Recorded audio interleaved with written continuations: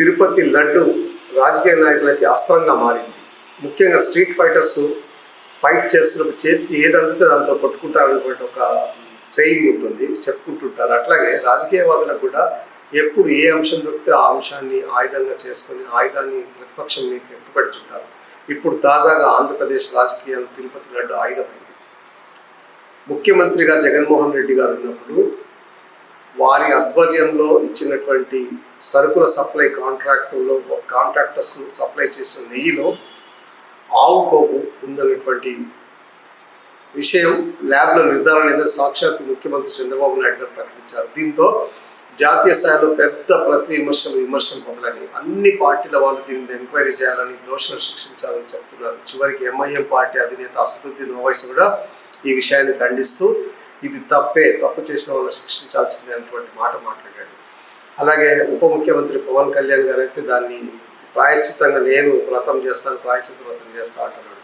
ఇక పండితుల్లో చర్చ మొదలైంది. ఇంత పెద్ద అపచారం జరిగింది, దీనికి శాంతి ఏం చేయాలి, దీనికి మహాసంప్రోక్షణ ఎట్లా చేయాలి, శాంతి యాగం ఎట్లా చేయాలి, దాని మీద పెద్ద వీళ్ళు ఒక ఆగమ శాస్త్రం ప్రకారము పండితులను పిలిపించి మాట్లాడడం జరుగుతున్నది.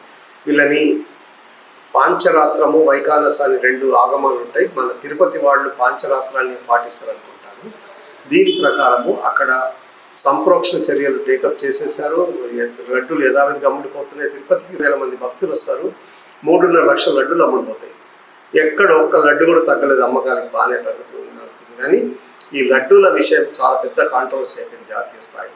సాక్షాత్ ముఖ్యమంత్రి చంద్రబాబు నాయుడు ప్రెస్ కాన్ఫరెన్స్ పెట్టి సాక్షాత్ స్వామి నాతో ఈ మేటర్ మాట్లాడిస్తున్నాడని పెద్ద ఆరోపణ చేశాడు జగన్ రెడ్డి గారు. నిజానికి తిరుపతి దేవస్థానానికి నెయ్యి సప్లై చేయడం అనేది చాలా చిన్న విషయం.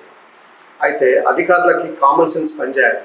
బయట 1000 రూపాయలకు దొరికే నెయ్యిని 350 రూపాయలకు సప్లై చేస్తామని వాళ్ళు టెండర్ వేయగానే ఎట్లా ఇచ్చారు? ఇచ్చిన వాళ్ళు ఇచ్చారు. ప్రతి ట్యాంకర్ని వీళ్ళు టెస్ట్ చేశారా? ఇట్లా వీళ్ళేమో అధికారులు ఏమంటారంటే మేము ప్రతి ట్యాంకర్ టెస్ట్ చేసి తీసుకున్నాం అంటారు. కానీ వీళ్ళు టెస్ట్ చేయకుండా తీసుకున్నటువంటినందువల్లనే గుజరాత్లో నిర్వహించిన ల్యాబ్ టెస్ట్లో ఇందులో అనిమల్ ఫ్యాట్ ఉంది అన్నారు. అనిమల్ ఫ్యాట్ అంటే అది పంది కొవ్వు కావచ్చు, ఆవు కొవ్వు కావచ్చు, లేకపోతే దున్నపోతుల కొవ్వు కావచ్చు, గేదెల కొవ్వు కావచ్చు. నిజానికి ఇది ఒక రకంగా చూస్తే హిందూ మత విశ్వాసాలకు దెబ్బ తగలటమే. దీన్ని చక్కటి పదునైన అస్త్రంగా వాడుకొని జగన్ రెడ్డిని మరింత అపఖ్యాతి పాలు చేయడానికి చంద్రబాబు నాయుడు గారు చక్కగా వాడుకోవడానికి ప్రయత్నించారు. కొంతవరకు సఫలమయ్యారు కూడా. అటు జాతీయ స్థాయిలో భారతీయ జనతా పార్టీ వాళ్ళు వారికి మద్దతుగా ఉన్నారు. పైగా వాళ్ళు కూడా హిందూ ధర్మ రక్షకులుగా వాళ్ళని వాళ్ళు క్లెయిమ్ చేసుకుంటారు. కాబట్టి వాళ్ళు చెప్తున్న విమర్శ, చంద్రబాబు నాయుడు గారు పెట్టిన విమర్శ మొత్తం మీద జగన్ రెడ్డి ప్రతిష్టకి ఇది భంగం కలిగే విధంగా పరిణమించింది. చివరికి ఇది ఎక్కడికి దారితీస్తుందో చూద్దాం. ఒకవైపు తిరుపతి లడ్డు మీద దేశవ్యాప్తంగా చర్చ జరుగుతుండగా ఆంధ్రప్రదేశ్ ఉప ముఖ్యమంత్రి పవన్ కళ్యాణ్ మాత్రం మేము జగన్ రెడ్డిని నేరుగా తప్పు పట్టడం లేదు, ఇది టీటీడీ బోర్డు మెంబర్స్ చేసిన తప్పు అని ప్రత్యేకంగా ప్రెస్ కాన్ఫరెన్స్ పెట్టి పీటీఐ వాళ్ళ విలేకరులను పిలిచి చెప్పడం అన్నది కూడా చర్చలో భాగంగా మారింది.